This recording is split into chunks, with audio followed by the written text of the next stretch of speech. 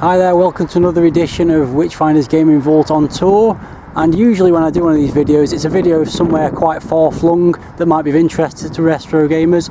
Last time I did one of these videos I was in Chicago, but today I'm in my local area, Stoke-on-Trent, just 15 minutes from home, to take a look at Pixel Busters, which is a retro gaming venue that opened up here about 3 months ago.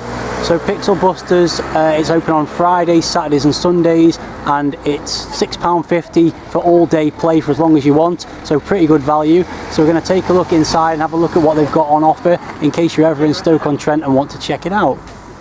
Okay, so inside Pixel Busters we go, and the first thing you're presented with is this, what looks like an old video shop, like a Blockbusters, but Pixel Busters. So you can see all the old videos from the 80s, Ghostbusters, Jurassic Park, Tron, lots of classics from the 80s. We've also got TV playing 80s movies and lots of other nice 80s memorabilia, posters, and also a rack just like you used to get in Blockbuster. Mega Drive games, not for rent, just more for presentation, and some Sega Master System games as well. And this cool robot, apparently this is a butler robot. I like it. Anyway, so yeah, how'd you get in? You're thinking, where's the actual inside of this? Well, the answer is that you have to go and secretly push on the Tron video, and inside you go. So here we are in the interior of Pixel Busters, and as you can see, lit up nicely with some LED lighting. They've got a big screen currently showing Return of the Jedi, very cool, and some cinema seating taken from a cinema, I believe. Very nice stuff on the floor. First thing I'm going to go and show you is, apart from the main arcade area, which we'll get onto, you go through into this 80s or 90s bedroom. There's a Jet the Gladiator, and very cool lit up 80s/90s bedroom. Nice decor on the walls, pictures from smash hits and things like that stuck to the walls.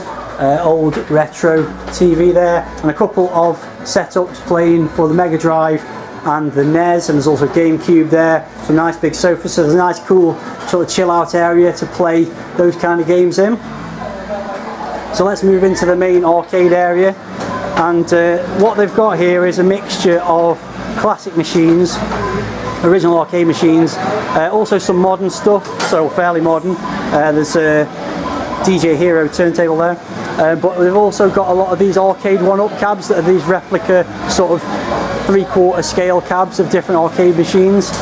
So it's not all original stuff. If you're a purist for the old arcade hardware, this may not be the place for you, but if you want to just come and play some games, then there's loads of good stuff here. So we've got Burger Time, Gallagher, Space Invaders and Tempest there. They've also got a Whack-A-Mole, which is kind of cool. You have to use Thor's hammer on that.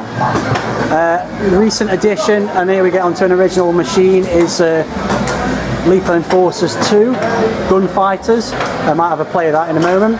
They've got the Star Wars arcade one up as well. They've got a Dance Dance Revolution or similar machine. I'm not too much of an expert on those. Here's a machine in the corner that I'm very familiar with. It's an old Naomi Universal cab, I think running Jammer in it at the moment, but this used to be mine, and this is actually how I found out about this place. Was I sold this machine to the owners, and they told me what they were going to use it for, which was for this place. So as I said, they do have some modern gaming setups as well, so they've got Xbox One and PS5, so you come down and play that kind of stuff. Got some nice sofas. They've got a N64 there with GoldenEye on. And here's another cool thing, which again I'll look at in more detail shortly, which is Space Fever, original Nintendo cocktail cabinet. Very nice, in excellent condition. So we'll get back to that and have a look at that in a minute. Got another couple of these sub areas, islands if you like, of the arcade one-ups. So we've got stuff like Rampage, Pac-Man, Turtles, Mortal Kombat 2, that's tiny, you have to sit down to play that one. Final Fight, which has got a mixture of games on. So these are reasonably good replicas, but with LCD screens of classic arcade machines. I think that these work quite well for a venue like this, which is geared more towards families than the sort of purists, so I think that's perfectly fine for a place like this. They're pretty durable as well, so they can take a bit of a bashing without ruining some classic old arcade machine. So they've also got this nice Guitar Hero setup, not the actual arcade game, it's actually a PS3 working with a kind of stand-up screen from some kind of Bookies cab or something like that, I think that is. A few jammer cabs, so they've got at the moment one with Gunsmoke, Puzzle Bobble, and they've also got Top Speed racing game. They've also got Sega Rally 2 sit-down 2-player driving game there, so that's also good. I think that's pretty much everything. Some more of these arcade one-ups. They've got air hockey as well. Oh yeah, a couple more classic cabs here. So there's a nice little chip shop jammer cab there with Defender on, and also a very nice Mooncrester, Taito Mooncrester in original cabinet as well. So that's the setup here. It's fairly small, but there's plenty for you to get your teeth into. They're open quite late, as I said. I didn't say actually, but I'm going to say it now. They're open from 10 till 10 on a Saturday, 12 till 6 I think on a Sunday, something like that, and they're also open Friday evenings. As I said earlier, it's $6.50 to get in, so it's pretty cheap. I think certainly you can come and have 3 or 4 hours of decent gaming with your mates and play quite a lot for your £6.50 and get your money's worth. Very nicely set up, lots of nice attention to detail. We've got things like the cuddly Pokemon up the top there, really nice lighting as well. They've really tried to give it a proper 80s vibe, especially this room here, which is really nicely done. So yeah, pretty cool place. What I'm going to do now is just focus on a couple of the machines. That's the Lethal Enforcers and that Space Fever, because I want to get into those. I've never really played those games before, so I'm going to take a little bit of a look at them. So let's take a look at a couple of the more interesting games here at Pixel Busters, and the first of those is Lethal Enforcers 2 Gunfighters, which is a Wild West shooting game with a light gun. I'm going to try and play it whilst filming with my left hand doing the shooting. This will probably be terrible, but here we go. Oh, I nearly shot the bank robber there, bank manager, sorry, so that wasn't a good start. So it's like pre-rendered sprites or digitised sprites. Oh, this is going really badly. Oh no, that's an innocent person. You're not supposed to shoot the innocent people, just the cowboys, just the robbers. There we go. I'm getting it now. And it's the usual shoot outside the screen to reload. I'm getting into it now. Of course, the most fun you could have with this game is if you're playing on your own, you could go play with both guns at once. So yeah, it's like cheesy, like late 90s digitised sprites, probably mid 90s actually. I like how when the innocent people, oh dear, that didn't last very long, let's carry on. I like how when the innocent people pop up, they say they don't want to die, and so that I would say don't pop up. No way, you. So it scrolls from one screen to the next. That was it.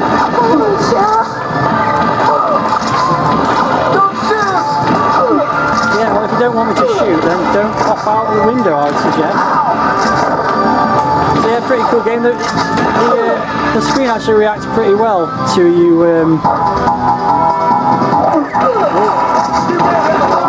Let's get that. Got two double capacity for my gun now.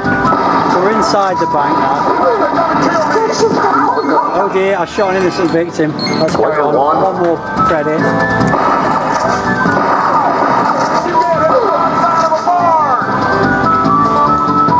Got some cheesy Wild West music in the background as well. It's a very cheesy 90s game. Oh, don't shoot her. And that's an innocent victim shot again.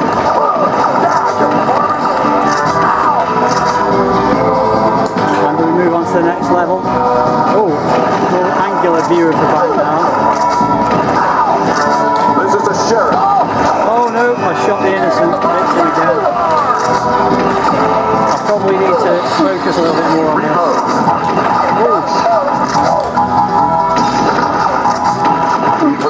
And I think we'll call it a day at that point, but yeah, it's a fun game, definitely something to play with a friend really and pretend to be cowboys.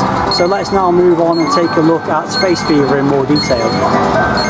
Okay, so this is Space Fever, and it is a Space Invaders clone from Nintendo. This was released in 1979, I think it was. Typical control panel with the left and right joystick and the fire button. But what's interesting about this game is there's 3 different game modes, which I'm going to have to show. I'm going to have to get some help to point the camera basically while I play this one, because I need 2 hands to actually play it. So I'm going to get John, who runs this place with his wife, to hold the camera for me while I talk you through the 3 different game modes on Space Fever. We'll start with game A. No, we'll start with game C, because game C is classic Space Invaders. The usual, oh, lost the fire button, there we go. Hide behind the bases, shoot the aliens, and try not to let them to the bottom of the screen. It's got some very, very satisfying sound effects when you shoot the aliens. Very nice, satisfying squelch when they explode. Otherwise, very similar to Space Invaders, this mode. Yeah, it's Space Invaders, but I would say the graphics are got their own personality to them as well. UFO going across the top as well. But I'm going to be honest, this is probably the least interesting mode of the 3, because, well, the other 2 have just got more interesting stuff going on. So I'm going to kill myself off and play the other modes. Okay, so we'll now try game A, which is very similar to Space Invaders, except there's 2 lots of these things, and they gradually move together into the middle of the screen and then back again. So you're basically having to do twice the work, sort of, because they kind of go to the middle and then come back out again. Otherwise it's the same, but what I found is it's really hard. It's much harder than Space Invaders because they seem to come down a lot quicker, and eventually a UFO will come across. I find myself getting stuck on one side. Here we go. And you can blast him through the gap in the middle, which is incredibly satisfying.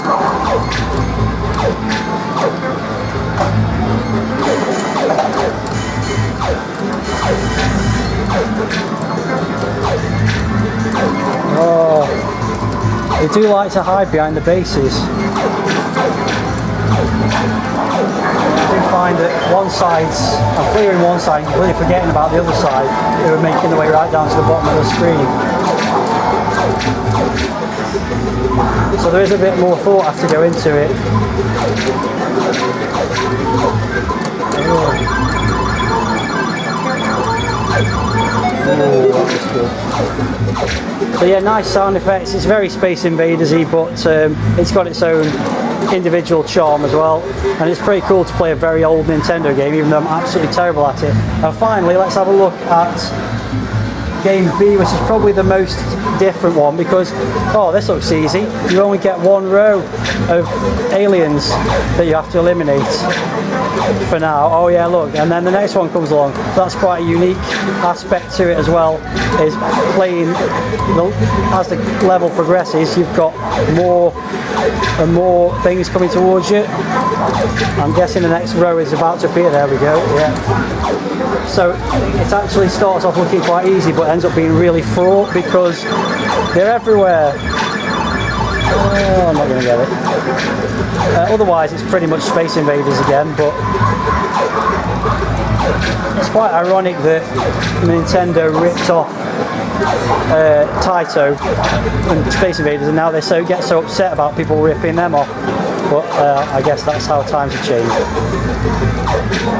So that's the 3rd version of Space Fever. Cool game, never really played it before, so it was nice to give it a go, and a really nice conditioned machine as well. So yeah, that was fun, but I think I've got a life left, but that's pretty much it. So that concludes my little visit to Pixel Busters. As I said, it's a local place for me, so quite a cool place to come and hang out for a couple of hours. If you are in the vicinity of Stoke-on-Trent and you want to give it a look, then I'll put the details of the venue in the comments pinned on this video, so you can check out their website and Facebook page and things like that. It's definitely worth a trip down here if you're a casual retro gamer.